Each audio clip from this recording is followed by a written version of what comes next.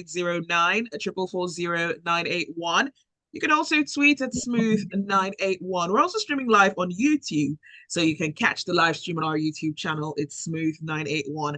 Don't forget to subscribe. The analysts are in, and this morning it's Lakunle and Devoe. Good morning and welcome. Good morning, Lagos. Good morning, President Zibby. It's a cloudy day today. Let's see how it goes. Devoe? Good morning, world. Morning, Lagos. Zibby, Lakunle. Middle of the week. Cool, well, ati, cattle.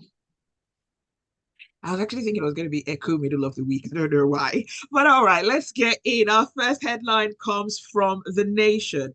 Tinubu creates a Ministry of Livestock Development. Devoe? Yeah, so one very interesting viral information that went out yesterday with the presidency announcing the creation of the Ministry of Livestock Development. And you know, livestock refers to generally in this country as cattle rearing, because livestock covers not just cattle, but goats, pigs, sheep, camel for where it's found, and then also horses, as well as other forms of protein like fish, what do you call it? Yeah, we've said beef, we've said cattle already. But anywhere you have protein development, that is where livestock development is being spoken about. And the presidency said that this was coming from the actions of the Renewed Hope Livestock Reform Implementation Committee, which he is the president, and the former INEC chair, Professor Mahmoud Jega, would be the co-chair, okay? And the direct objective was to minimize, if not eradicate, the age-long conflict between farmers and herders, right? And that other very high-powered personalities would be part of that committee to see how they could boost agricultural opportunities for export and also economic growth to improve nutrition and food for the country. He thanked the former governor, Ganduje, who is now the APC chair, for convening a national conference on this reform. Now, you see, he said this is not about politics, but about an opportunity that our nation, many had said there was no solution, and he said, no, we have a solution here. See, this is the English part of this story, and this is the part that they used to, create wash. And I'm literally angry because most times I should be excited at stories like this. Now, you're extricating livestock from the Ministry of Agriculture. Many of the statements that they have made, maybe make it look like, oh, we finally have a solution here to this age-long issue that we've had. But unfortunately, this solution, even though at this point they haven't given us the full breakdown, it seems in a way, if I go by the APC government that I know, in a way to skirt around the real issue. Because first of all, the government is already over-bloated. This is the largest ministerial cabinet ever, with about, I think, 48 ministers, right? Two, in a time when Nigeria is suffering and is daily in need of sufficient budget, you are now creating extra ministries. Now, first question is, do you need a ministry to resolve the age-long problem of herdsmen and farmers? Will the Ministry of Agriculture become a ministry of crop production if this ministry stands? But I have to say that the real problem is not even about the operation. Of course, everybody had known that cattle rearing was business, and that cattle rearing could not only provide jobs and beef for the nation, but it could also provide ample exports like other countries like Egypt, Zimbabwe, South Africa, other nations like Brazil are doing. That has always been on the table. The real, that is being hidden here is the injustice and also the crime, the criminality, the terrorism that has come out of this industry. Because most times we claim that it is a herdsman farmer conflict, whereas was it the farmers that went about killing people? It wasn't even every herdsman. It was a case of old grazing routes, open grazing conflicts that came about from cattle that were looking for places to graze and roam. And we know that from time, those grazing routes have become taken over by, in quotes, let's call it modernization, whereby lands were sold, and those lands are.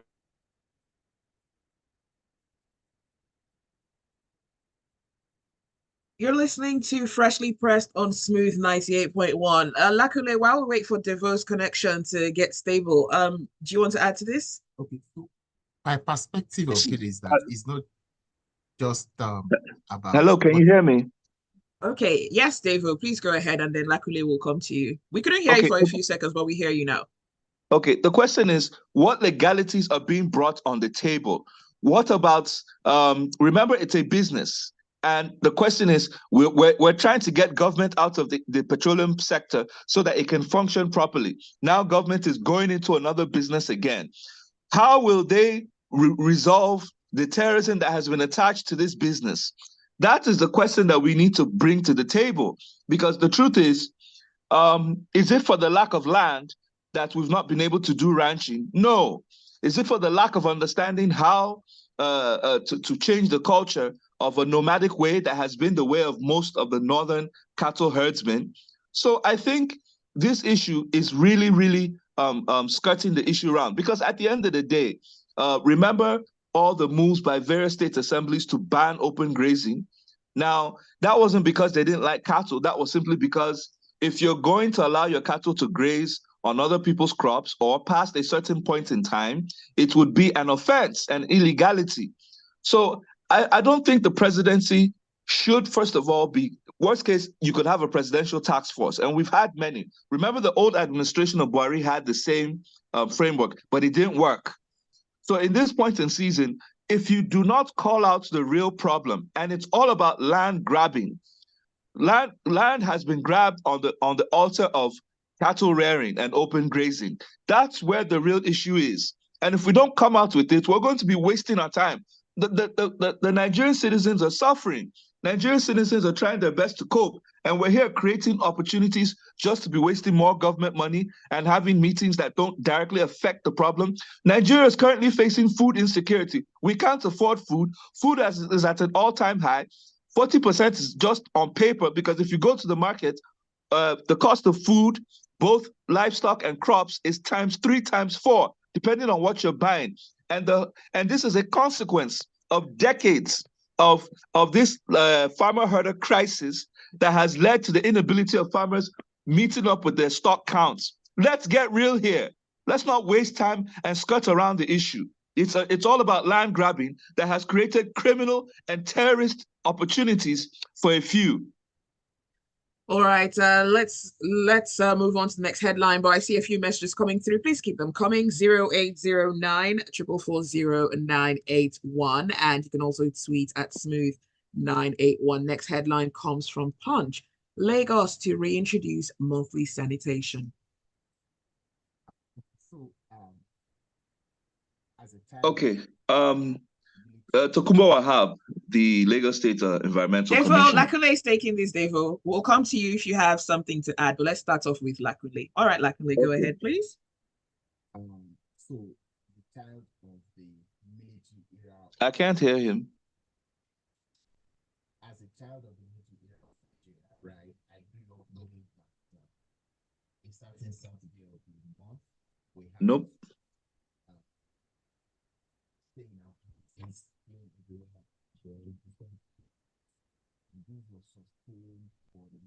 Can't hear Lakunle.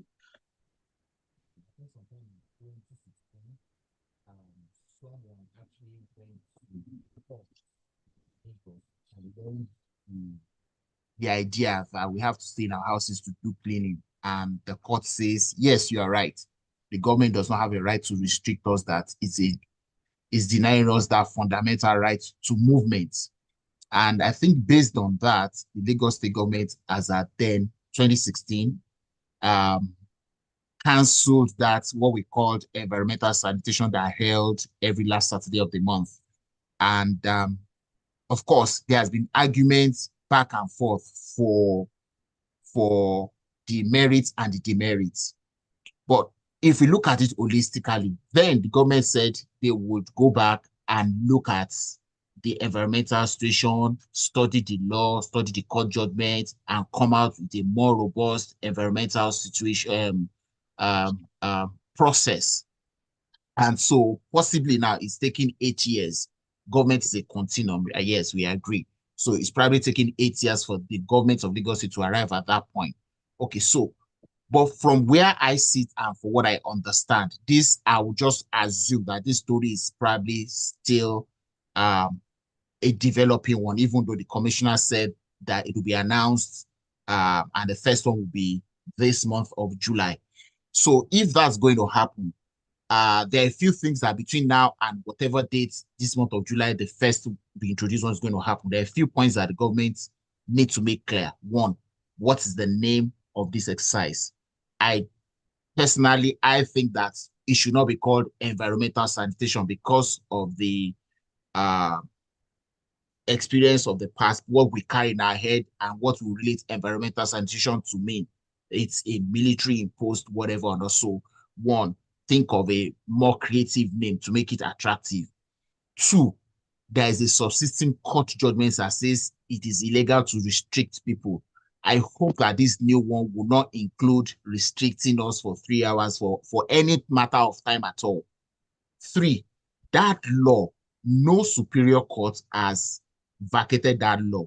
I am not aware that Lagos State government, Lagos State House of Assembly has made a law to that effect, except that the Lagos State House of Assembly will make that law between now and that date in July that we will do. That would say that in Lagos State on so dates of every month, this will happen in this manner. That would not include restriction. Because if we look at it in true form, how many of us really do that cleaning in those 3 hours that we were restricted in those days? The old people stay at home and read newspapers. The younger people, the boys, go to play football. That is the time those of us who do 9 to 5 catch up on the sleep we have missed on Monday to Friday of all the weeks, and so on and so forth. In my mind, I want to think that all of this will be put into perspective in arriving at those laws. Again, I am not a believer in restricting people or forcing people to do cleaning.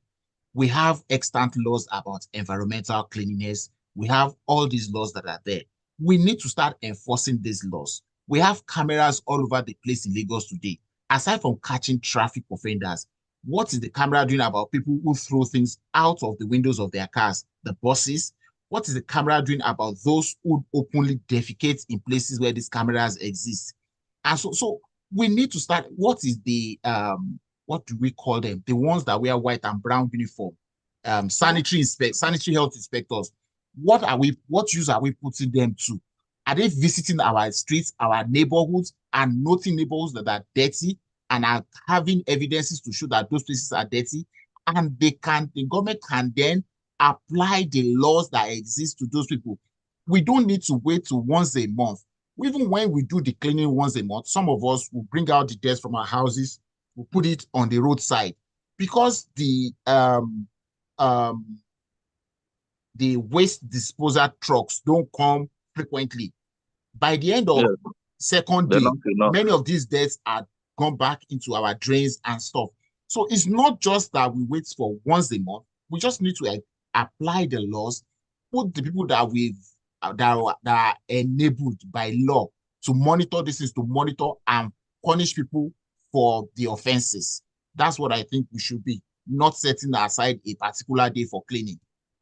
Well, according to Mr. Wahab, this sanitation exercise is going to kick off on the 13th of July, which is Saturday, and it's going to start around Lagos Island. So you'll all be interested. Perhaps there will be more information shortly before or on that day as well. Let's look at some of the messages coming through. Hello? Yes, let's look at some of the messages coming through. Tyler says, I wonder what... Hello, I can't hear you. I wonder what approach or strategy is so different that a director from the ministry can't handle. The director and zonal heads from the Ministry of Agriculture is enough. I'm sorry, I'm not convinced with this new ministry. And let's see, Ajayi says, the creation of the Ministry of Livestock Development is pandering to the antics of Mieti Allah as it will not solve the herder farmer crisis, but add to the already over-bloated cost of governance. Abbas says, we need to be careful with our perspective to certain issues. What solutions have we brought to the table? It's not just about herders alone, as we're always made to believe by narratives. And yes, there's nothing wrong with government supporting cattle or animal businesses, as it's also an integral part of our economy. There are so many private businesses that the government is supporting. So this shouldn't be an exception.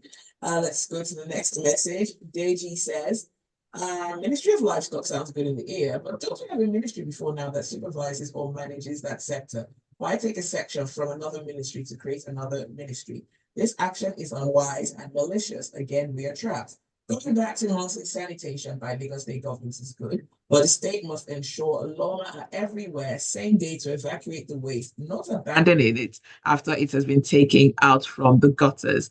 Toyin from Ijesha says, I think they need to reintroduce the sanitation because most houses don't have rakes, and even the children, if not for vocational aptitude they do at school, they wouldn't have known what a rake is.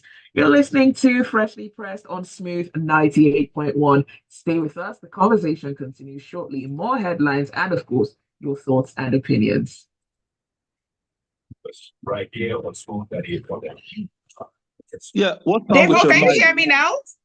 I can hear you now. Like, for example, Lakunle, I didn't hear him initially. It was after that he came online. Yeah, Then, okay, that's fine because I had to adjust some things, but the sound is good now, yeah? yes, I can hear you now, but when you started talking, I couldn't hear you. Oh, wow, okay, that's fine. Lakunle, you were trying to tell me something? I wanted to respond to that person. Oh, okay, we can do that. Okay. And I wanted to respond. I wanted to add to the sanitation issue. Okay, all right, that's fine. I'll see if there's a comment about that, and then Are we back? Yeah, boss.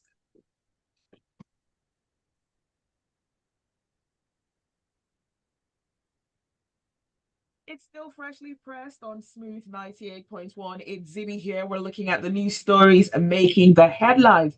We'd love to get your thoughts, so please share with us 0809 440 981. You can also tweet at Smooth 981. And you can also post a comment on our live feed on YouTube, Smooth 981. That is the channel. Lakunle and Devoe are our analysts this morning. Let's go on to the next headline. This one comes from The Guardian. Reps move to create 74 extra seats for women. Devoe? Right, a very exciting story. However, in this instance, I'm happy that the reps are making an attempt to address, I want to refer to it as foolishness that was exhibited in the last National Assembly, where they literally ejected and dismissed all the gender-based bills that came forward. And most of them were very important. And that was a sound signal to many women in the country that the men, especially when it comes to politics, do not take women serious. However, the Deputy Speaker, Benjamin Kalu, had made moves through, I think they had a meeting recently where they addressed a gender activation bill, a Peoples with Disabilities bill, and then a bill on local government chair and caretaker committees. As regards the gender-based one, what they've said is that they would be introducing an extra seat in each senatorial zone, okay? Meaning one extra seat for each state. And that goes for one senator, one extra seat for the senatorial, one extra seat for the House of Rep. Now, if you do this across the 36 states plus the FCT, you will have 74 extra seats as a means of bringing about equity for women who we have agreed play a fantastic role in nation building. However, I think the notion is right, the intentions are right, but the approach is slightly wrong. I would have expected them to include the extra seats among the existing number of seats, which is the 309 and about the 130 in the Senate, because our government is already over bloated. I mean, we can't keep making, I mean, it's like we're children asking for more. Daddy, give me more rice and fish. If there's no more money, you cannot give extra. We can't continue creating political offices on the backs of necessity without looking at the best way to do it. Just like the Orasaye report, which intends to crash and integrate many ministries so that you can have lesser operating points. Even in the National Assembly, in trying to include women, which is a good thing, which is a fantastic thing, they should have taken that from the existing and not add on top, because there's so many requests on the budgets of not just the National Assembly, but the country at the state and the federal levels. We cannot continue expanding these budgets like this, because it means more money being voted to them to take care of these seats.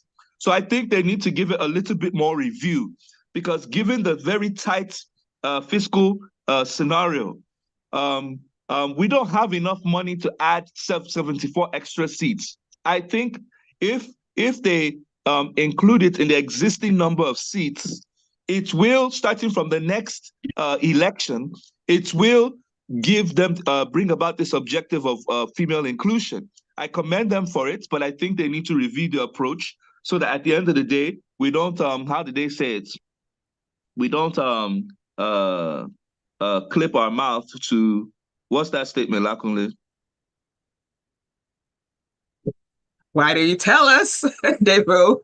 No, I'm saying in trying to achieve something, they don't create another problem. That's the whole point.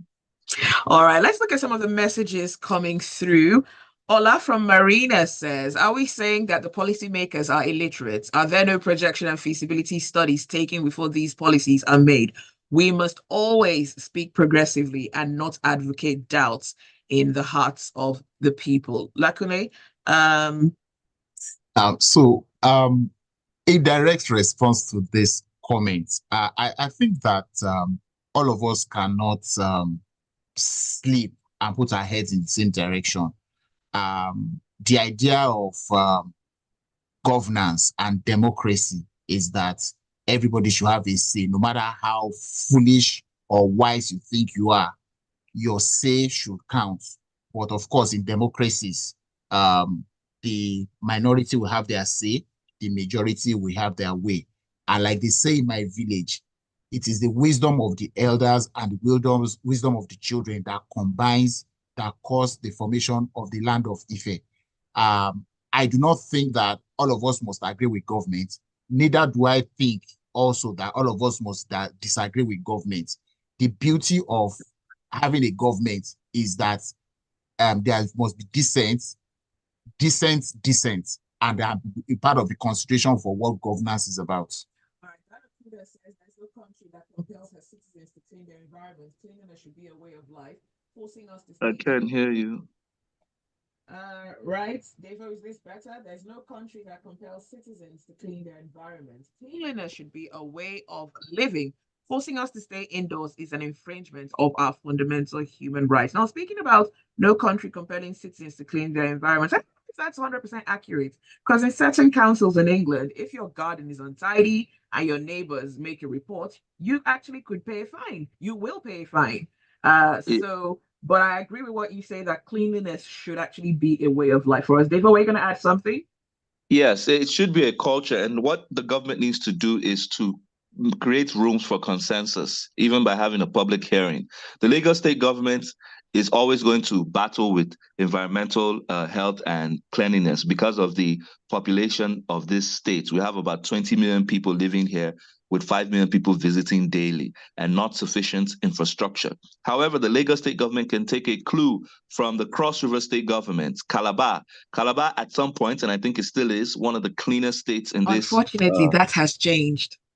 Yes, but at the time when they achieved through the time of Donald Duke and Leoli Moke, what happened was that the citizens together agreed that every Saturday, and not just environmentalists, they would be cleaning. It became a culture point. And I saw that for myself when I went for the Christmas carnival, whereby if you drop something on the road, 4 people turn around and tell you, please, we don't drop things on the road in Calabar.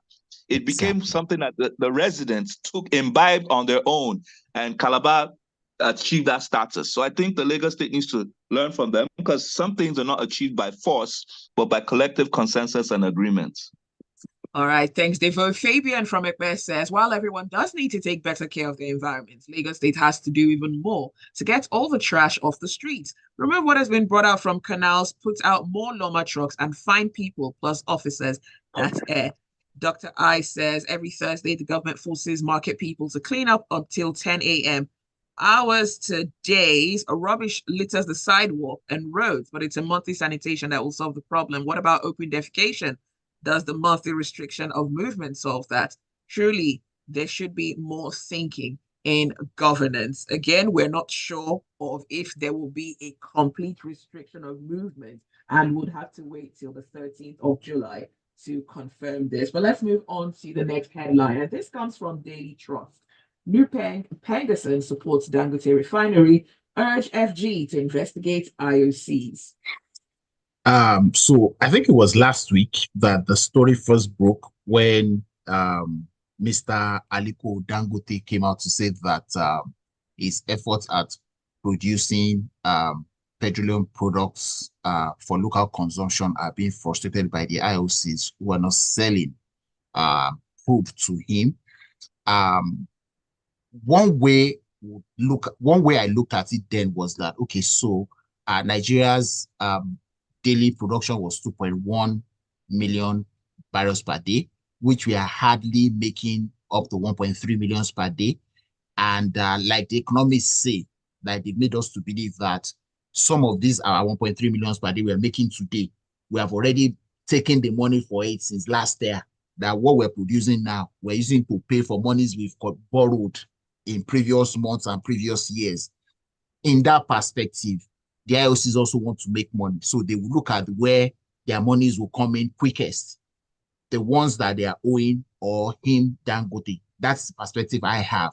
But when we look at it from the perspective of local consumption, I mean, it is imperative that we find a way to solve that problem of selling to Mr. Dangote. So I think it is this light that Nupeng Pengerson also joins the queue to say it is true Mr. Dangote should have the crude to sell to us. But of course, why are we limiting ourselves to 1.3? Why can't we do more than 1.3 barrels per day? We have a quoted reserve of 39 billion barrels sitting underneath the Nigerian jurisdiction. So why are we doing 1.3 million barrels per day, even our quota by OPEC is 2.1? There is also, I know, a long time ago, I'm not sure if that still exists, there was a military fiat that says that whatever we produce, 400,000 barrels per day, is reserved for local consumption. Our 4 refineries that the government owns are not working today. Where does that 400,000 barrels go? If that fiat still exists, where does that go? Can the NNPC and IOCs, all of them, come together and find a way to get that 400,000 to Mr. Dangote so that we can have fuel? We're tired of queuing up. I've queued up this morning. I've been held up by traffic this one because of petroleum queue as well. So those are the things that we need to look at so that we can solve this problem. We are tired of hearing fuel scarcity in Nigeria. I've had it since I was a child. I'm an adult and an aspiring grandfather. I'm still struggling with fuel scarcity. All right, we're almost out of time, but we'll go on to the messages. Joseph Menyi says this administration should be given the award for the overbloated ministries and appointments. I can't hear you. This administration should be giving the award for the overbloated ministries and appointments with the huge overhead cost. Now another ministry being created. What happens to the Ministry of Agriculture? Aisha says, but why shouldn't we be restricted to clean our environment? Since we can see people are not doing the needful by themselves, the government should make people clean their immediate environments front and back so the gutters are cleared constantly. But the second issue is, Loma and the likes in other states evacuate the debts accumulated in a timely manner. Tajuddin says, I've always doubted the credentials of these people in government. Of the problems in Nigeria, a new ministry and 74 more seats, another avenue for waste. Chibuzo says, add the extra Senate seats and the new ministry. Orasai reports implementation in the mud. Deji says creation of additional seats under the disguise of women is another burden and waste of taxpayers' money. Are we saying that women can't pass through the eye of the needle? This is not the right time. Abbas says governance is really sweet and easy from the outside, as we always say. It's not rocket science, only that you will know when you're in that position. And it's not inadequate infrastructure, but overstretched infrastructure because other states refuse to do what they're supposed to do for the people. And this one is coming from Philip. Philip says, NAS members are just wasteful. We're asking to cut down on government expenses and they want to create more to waste money. Peter says, I hope the planned reintroduction of sanitation will not restrict my movement as a citizen. And you know what? We can't read any more messages. Unfortunately, we are out of time. But thank you for listening. Thank you for your messages. And of course, special thanks to our analysts, Lakunle and Devoe, for joining us this morning. Thank you, President Zibby, for having me. Appreciate it. We hope that the Rosary report will see the light of day somehow. All right. That is all the time for Freshly Pressed. Do stay with us. There is a lot more to come on the Smooth Breakfast. Devoe, bye-bye. Thanks, Devoe. Bye. Okay, I can see the person beside you now. We'll try to sort out this sound.